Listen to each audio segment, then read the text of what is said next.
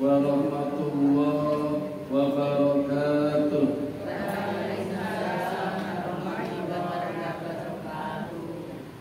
Innal hamdalillah nahmaduhu wa nasta'inuhu wa nastaghfiruhu wa na'udzu billahi min shururi anfusina wa min sayyiati a'malina. May yahdihillahu fala mudilla lahu wa may yudlil fala hadiya lahu. Asyhadu an la ilaha illallah wahdahu la syarika lahu wa asyhadu anna Muhammadan abduhu wa rasuluhu la nabiyya ba'da. Syukur alhamdulillah, monggo ibu-ibu kita panjatkan kehadirat Allah Subhanahu wa ta'ala yang senantiasa melimpahkan rahmat, taufik, hidayah, inayah dan berbagai kenikmatan kepada kita sekalian.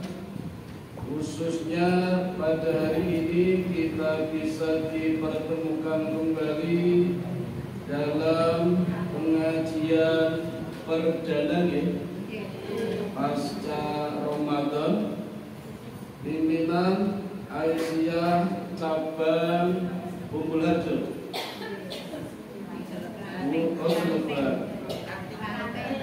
Kanding Aisyah Celeban.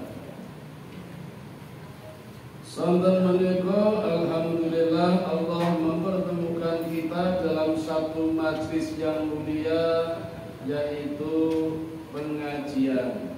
Kula luwih seneng ngangge istilah pengajian daripada pengausan. Pengausan make digerong bagi-bagi kaos. Kula boten bagi-bagi kaos, napa malih bansos, bantuan supaya oleh suara boten. Karena saya bukan beruang baju dan Bapak Ibu, Bapak Ibu boten wonten Bapak namung kula. Ibu-ibu yang dirahmati Allah, sejak Ramadan berakhir, malamnya masuk malam hari raya Idul Fitri, di sepanjang jalan banyak saya melihat tulisan-tulisan di pamflet, di spanduk, di umbul-umbul, mungkin juga di WA-nya ibu sekalian, banyak kiriman-kiriman yang bermuatan doa. Kalimatnya cukup pendek, hanya 2 kata, Id Mubarak. Nah, ini yang membuat saya penasaran, ingin mengkaji, mengupas apa sebenarnya makna dari kalimat yang sering kita peroleh, kalimat Id Mubarak. Tentu saja makna yang sebenarnya hanya Allah yang tahu. Mana yang kedua, yang tahu yang menuliskan kalimat itu maksudnya apa. Jadi nanti beda-beda tentu. Maka saya pun akan menyampaikan makna Id Mubarak sesuai dengan kapasitas ilmu yang saya miliki. Jadi Bapak Ibu, Id Mubarak itu kalimat yang bermuatan doa, seolah-olah mendoakan kepada kita agar Id-nya kita mubarak. Dan Id itu sendiri arti yang sebenarnya adalah asal kejadian, asal mula kita. Kalau ditambah dengan mubarak tentu berubah makna. Ada maksudnya selamat hari raya Idul Fitri, mudah-mudahan Idnya mubarak, Idul Fitrinya mubarak. Karepe ngaten. Nah, kalau kita gabungkan, tentu saja kehidupan kita mulai dari lahir sampai nanti menghadap Allah tentunya barokah.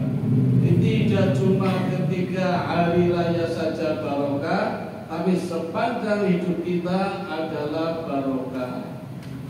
Karena memang ibu-ibu, barokah itu ruang lingkupnya ada 3: sebelum, selama, setelah. Kalau cuma sebelum namanya rahmat, kesenangan di depan. Kalau kesenangan di tengah namanya mawaddah. Dan kesenangan di belakang namanya sakinah. Kita kan sering mendoakan mudah-mudahan rahmat, mawaddah, barokah, sakinah, mawaddah, barokah. Diulang-ulang. Urutannya sebenarnya rahmat dulu, mawaddah, baru sakinah. Kita sering mendoakan mudah-mudahan keluarganya sakinah, mawaddah, barokah, tidak apa-apa. Nah, kalau mendapatkan ketiga-tiganya namanya barokah. Jadi di dalam barokah terkandung rahmat, mawaddah, dan sakinah. Dibalik oleh sakinah, mawaddah, warahmah. Nah, barokah itu sendiri ibu-ibu asal katanya adalah birkah. Birkatun atau al-barokah, al-birkatun artinya kolam. Ngertos kolam ya? Nah ini pulau kola yang airnya uber-uber, belebar-belebar nganti militan putih-putih nih kok. Itu gambaran barokah. Maksudnya memberikan manfaat kepada siapapun. Maka semakin banyak orang yang mendapatkan manfaat, semakin barokah. Contoh ibu-ibu, kalau panjenengan tumbas es teh teng angkringan niku regane pinten? Murah banget. Oh 3.000. Dadi murah nggih kula pun 2.000. Nek marmindo 5.000. Makan iso 10.000. Pun sakniki pasang pinten? Ya wis 3.000 nggih. Untuk es teh seharga 3.000 ternyata melibatkan puluhan perusahaan, ratusan manusia, bahkan ribuan tangan-tangan manusia. Coba ibu-ibu dengan tumbas es teh, nek ditingali es teh ini kok melibatkan puluhan pabrik. Wonten pabrik teh, pabrik gula, pabrik gelas. Ya tukune di plastik, pabrik plastik, plastiknya dikareti, pabrik karet, tambah sedotan, pabrik sedotan, itu sudah 6 perusahaan ini. Oke, sudah 6 perusahaan. Ya tambah serai ya tambah lagi. Iku nek digawa langsung nek ngombe teng mriko, lungguh butuh diklik, butuh pabrik diklik, nek ajeng lasehan tambah pabrik loso. Sing dodol kambinan boten. Ya kambinan masa udo tambahi pabrik lambi, sing tuku kambinan boten.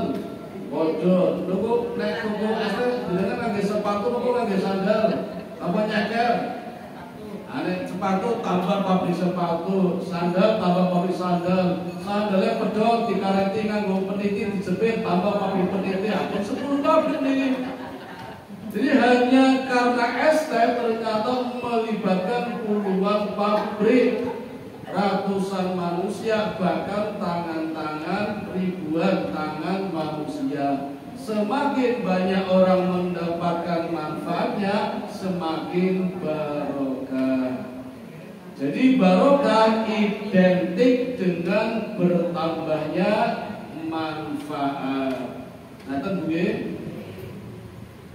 maka Idul Fitri kita akan barokah kalau memberikan manfaat kepada kita. Tapi kalau tidak disebut barokah. Di barokah konotasinya adalah bertambah. Bertambah apanya Bu? Manfaatnya, kebaikannya. Nek tambah berat badan barokah betul. Ya ruka-rukan aneh misalnya bengkring pelakunya beliau tambah berat, alhamdulillah malah tambah stabil. Anak bisa apa?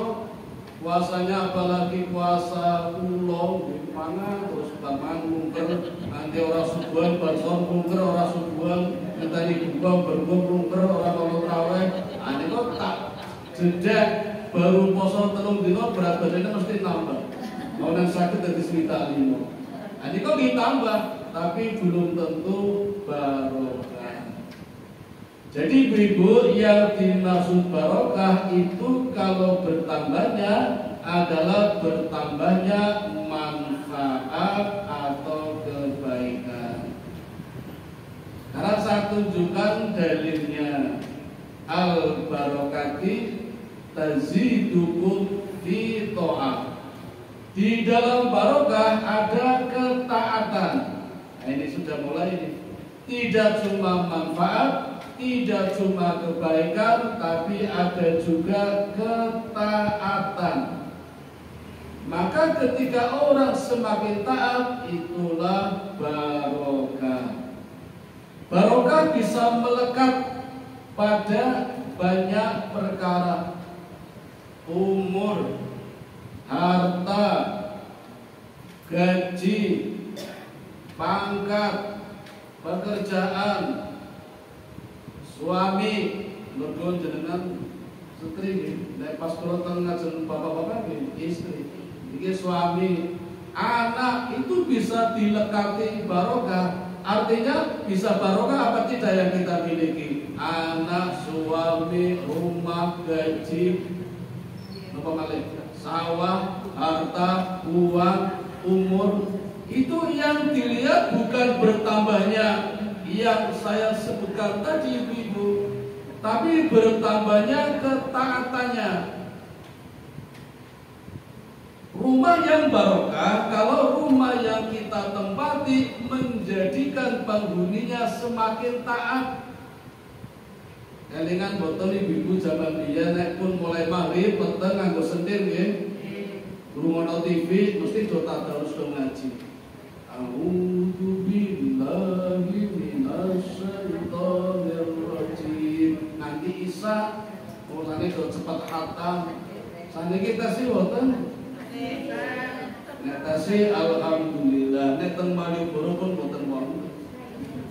Wonten musik-musik. Kucing, krep, kucing. Musik cinta harus pun boten-boten. Nenes Bapak Ibu. Semakin banyak kemajuan teknologi, kelihatannya kota yang tadarus hampir sudah tiada. Naudzubillah min dzalik. Bukan itu yang disebut barokah. Walaupun orang semakin kaya, cahaya lampu semakin gemerlap, banyak gedung-gedung bertingkat, hotel-hotel semakin banyak, tapi kalau ketaatannya semakin jauh, tidak disebut barokah. Jadi gak usah khawatir Bapak Ibu, kalau ajeng ngadol omah, ora payu-payu, curah kuburan, di sore tiang listrik, itu kan cuma urusan dunia. Tapi kalau penghuninya rajin mengaji, ibadahnya sregep, disebut barokah. Walaupun strategis di tengah kota, tapi kalau tidak taat kepada Allah, tidak disebut barokah. Nanti bunyi satu apa malih? Umur yang barokah kalau umur yang Allah berikan kepada kita bermanfaat. Maka orang yang baik adalah orang yang umurnya barokah, umurnya bermanfaat. Usia boleh pendek, tapi umur harus panjang. Dan bedanya nopo? Usia niko bilangan Bu, 40 tahun, 50 tahun, 70 niko usia. Belum tentu barokah. Yang barokah kalau usianya bermanfaat. Maka ada orang usianya pendek tapi umurnya panjang, orangnya sudah tiada, namanya masih dikenang masa. Coba lihat para nabi ibu-ibu, umurnya panjang-panjang, usianya juga panjang. Nabi Isa cuma 31 tahun tahun nih. Nabi Nuh 1400 tahun, Nabi Adam 1000 tahun, Nabi Sulaiman 250 tahun, Nabi Ibrahim 180 tahun, Nabi Ismail 130 tahun, Nabi Dzulkifli 95 tahun, Nabi Muhammad ditunggu 63 tahun. Maka kita sebagai umatnya, kata Nabi, rata-rata usianya 60 sampai 70 tahun. Berarti itu oh 61. Masih dalam batas dispensasi. Wonten sing pun 80 nih. Dereng nggih. Muncul di berarti. Tapi nabi-nabi tadi kalau ditanya mesti jawabannya lebih pendek. Ketika Nabi Adam ditanya berapa umurnya, dia tidak menjawab 1000 tapi menjawab 600 tahun. Berarti kemanfaatan umurnya 600 tahun menurut Nabi Adam. Padahal sampai sekarang kebaikannya masih dikenang masa, berarti umurnya barokah lebih panjang daripada usianya. Apalagi Nabi Muhammad Sallallahu Alaihi Wasallam hanya 63 tahun usianya, tapi sampai sekarang namanya dikenang masa, kebaikannya tidak dilupakan orang, bahkan syafaatnya sangat diharap-harapkan sampai datangnya hari kiamat. Ketika kita melewati jembatan Shiratal Mustaqim, Nabi berdiri di makomnya sambil berdoa, ya Allah, selamatkan umatku, selamatkan umatku. Karena hampir dipastikan ibu-ibu, orang yang lewat jembatan Shiratal Mustaqim akan jatuh di jurang-jurang neraka. Mergone apa? Tipisnya seperti rambut dibelah 7, tajamnya seperti pedang. Siapa yang bisa lewat jembatan Shiratal Mustaqim? Gak ada yang bisa ibu-ibu, kecuali dibantu dengan naik kendaraan. Kendaraannya ada 2. Yang pertama hewan sembelihan kurban, yang kedua majelis taklim. Nah, yang dereng kurban belum pernah jadi soibul, masih ada waktu, siap-siap. Sekali-kali seumur umur dicobi ibu-ibu. Sekiranya tidak mampu, dirubah dulu pikirannya. Insya Allah mampu. Nek urung apa-apa, aduh orang kuat, orang kuat tenang orang kuat. Harus dirubah dulu mindsetnya, mampu. Nah, terus niat, terus nyalangi orang kita sekitar 1000, 2000. Nanti Allah yang menambahkan.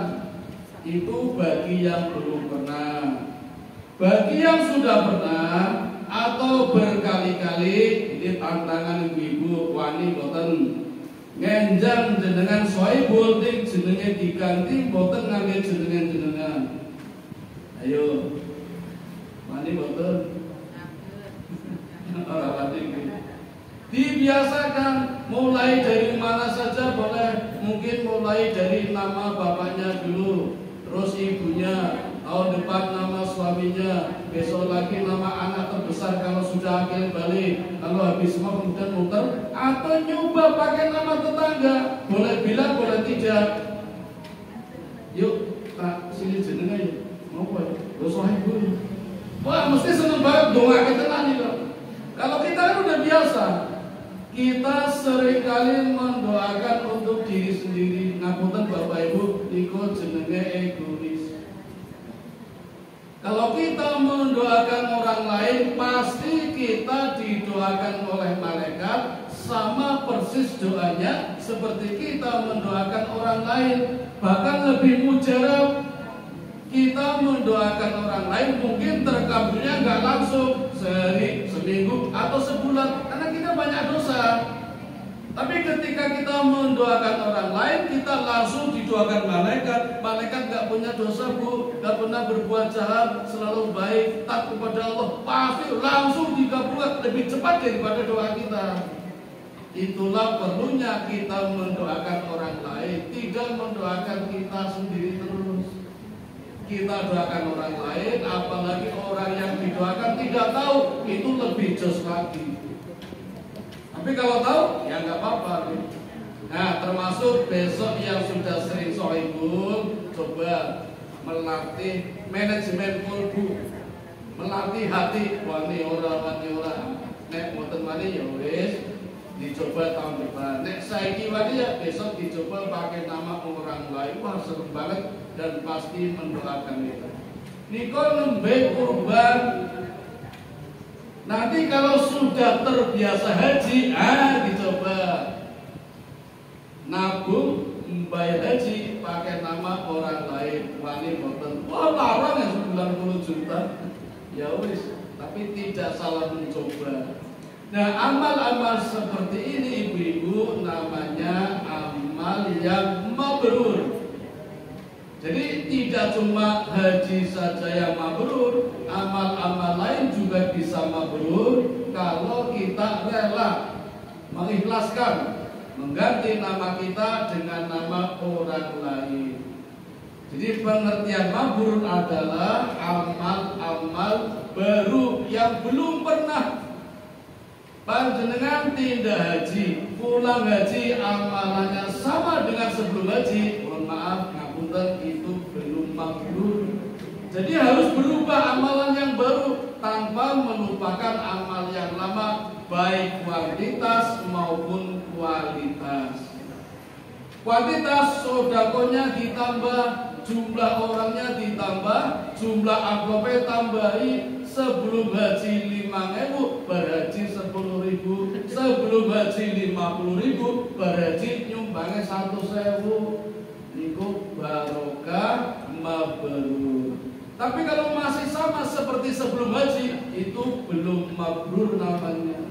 Itu pengertian mabrur. Nopo malih tambah keloh, tambah kurang. Nah, kembali ke sembelihan hewan kurban kita besok ibu-ibu akan menjadi kendaraan kita ketika melewati jembatan Shiratal Mustaqim. Maka besok hewan yang dibeli nek saged sing gede lemu bungi ojo cempe, ditunggangi ora kuat ambruk. Kendaraan yang kedua majelis taklim, hadir di pengajian, di mana saja pengajiannya kita hadir, itu nanti menjadi kendaraan kita. Seperti GPI ini, Gedung Pendidikan Islam, besok menjadi kendaraan kita. Kulo tak nebeng melu Bu, ibu lanang dhewe mosok nang paling penting sopir nggih napa ngeneti nggih. Surga, ayo surga, ibu-ibu surga. Nah, hadir di majelis taklim menjadi kendaraan kita. Ini majelis yang paling mulia, dimuliakan Allah. Saking mulianya ibu-ibu, saya tunjukkan pahalanya. Kata Allah, barang siapa keluar rumah, baik laki-laki maupun perempuan, mengaji, menuntut ilmu, menghadiri majelis taklim, maka itu lebih utama daripada sholat 1000 rakaat, menjenguk 1000 orang sakit, dan ziarah kepada 1000 jenazah. Itu keutamaannya Bu. Ini pas Ramadan dengan tarawih total pun nonton 1000 rakaat betul. Atau saya betul nggih. Andai kan bisa, luar biasa pahalanya. Tapi masih kalah dengan majelis taklim seperti ini. Walaupun ngajinya karo lendean. Ini boten nyindir lho. Monggo sekacake boten apa-apa. Anak kesel pun koyo iki. Menjenguk 1000 orang sakit abot apa enteng? Abot. Apa malih nek menjenguk orang entengan mesti nggawa terus orang nggawa. Dengan nek nggawa niku nggawa amplop apa nggawa parcel. Amplop nggih. Wonten sini mboten? Oh, takare ora diisi. Nek wong sithik konangan ora diisi. Nek jagong manten ora diisi ora konangan. Konangan mana dibuka, amin loh kabeh konangan. Jebul ana sing 2000, ana sing 5000, ana sing ucapan surat cinta. Terima kasih ya, udah bisa makan gratis. Buat ikhlas mawon urusan gundel. Kan niatnya syukuran toh. Nek orang nyumbang ya ora apa-apa. Nek jenengan nyumbang orang sakit, monggo manfaatnya sing pundi. Itu beda-beda Bu pahalanya. Semakin banyak manfaatnya, semakin besar pahalanya. Amoso milih wong loro nyumbangnya sepatu roda. Dapat pahalanya kan nggak ada manfaatnya. Kalau bawa roti saja, buah-buahan itu aja belum tentu pahalanya besar loh. Asing loro ora doyan. Nggo sing nanggone to. Anak arep kae yo pas waras berikan kados kula pas iki lho Bu, jenenge roti tak pangan tenan, nek buah tak pangan. Ane pas doyan roti ora doyan. Walaupun roti panjang, roti opo. Roti gembong yo ora sira pas doyan. Nek pas sehat niku bermanfaat. Monggo nek ajeng ngai amplopat ning mboten isine mboten napa itu lebih berbarokah. Ning yo apa asri buang loro enak nyumbang wong siji piro ping 1000. Iki sing rapokan Bu RT Bu RW ora teko ora kena to dirasani. Nyumbang terus. Ini nek ikhlas pahalanya besar, tetapi masih kalah dengan pahala majelis taklim seperti ini. Kemudian ziarah kepada 1000 jenazah, niku wonten lewati, wonten lewati. Wonten 1000 mboten niku. Nek karo biyen-biyen wonten nggih. Nek pas gempa sisa malahan nek pas mboten. Ya padha jenguk orang sakit serimpang nggih ngamplopi. Ini katanya nek serimpang wis sithik timbang manten. Kok iso ya? Kulo lagi tak pikir lho, kok iso ngono lho. Padahal luwih susah serimpang to niku. Kok malah sithik. Ono sing 5.000, 7.000, ono sing 10.000 cukup malih nyusui dhewe. Iso tegel-tegel nyusui ning ngarepe wong akeh niku. Kulo dereng tekan belum tak pikir pun terserah monggo. Tapi yang jelas ketika kita ziarah kepada 1000 jenazah banyak pahalanya. Tapi masih kalah dengan majelis taklim. Bahkan ibu-ibu, langkah-langkah kita sudah dihitung oleh Allah sejak berangkat sampai pulang ke rumah lagi. Setiap langkah kaki kanan satu kebaikan, setiap langkah kaki kiri diampuni dosa-dosanya. Niki ibu-ibu simbal kados sinten dolen niki. Kali kula to. Nek kula numpak motor.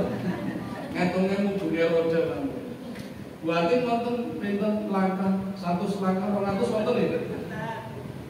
330. Wah, iso 1000 mana liwate mubur. Liwate ke makam Jaya Kusuma. Iso.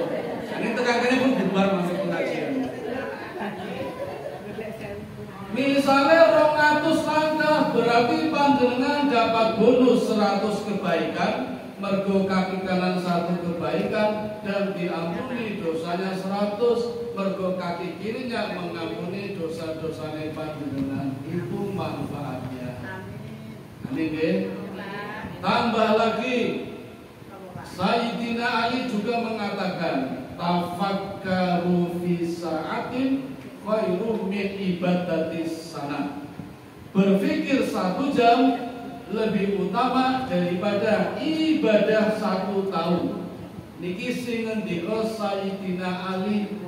Sayyidina Ali Bu niko mendapat gelar dari Rasulullah pintu gerbangnya ilmu pengetahuan. Kalau Nabi kotanya ilmu pengetahuan, Sayyidina Ali pintu gerbangnya. Mari tak sampaikan buatin pas tarawih di Masjid Nurul Umah ini. Di pas puasa kita sampaikan kemarin. Ibadah yang kita lakukan selama ini bukan ada ibadah besar, ada ibadah kecil. Dengan pernah haji, umroh, zakat, puasa, sholat niku ibadah-ibadah besar, ketok ragate oke. Yang kecil-kecil kadang tanpa ragat tapi banyak pahalanya. Senyum ibadah boten. Ibadah tabasumuka fi wajhi akhika laka sodako. Senyum kamu kepada saudaramu sodako. Menyingkirkan duri, beling, kerikil, paku agar orang tidak celaka itu juga ibadah. menunjukkan alamat juga ibadah. Yang saya hubung DPI itu ini juga. Itu Pak itu terus alhamdulillah boten kesasar ibadah. Tapi naik ke bolu pulau makam, tak suka malah boten ibadah. Itu di total selama 1 tahun Bu, kata Sayyidina Ali lebih utama berfikir.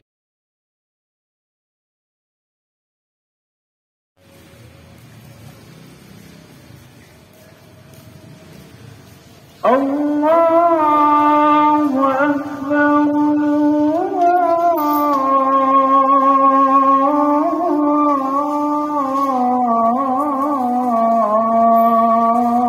Allahu Akbar.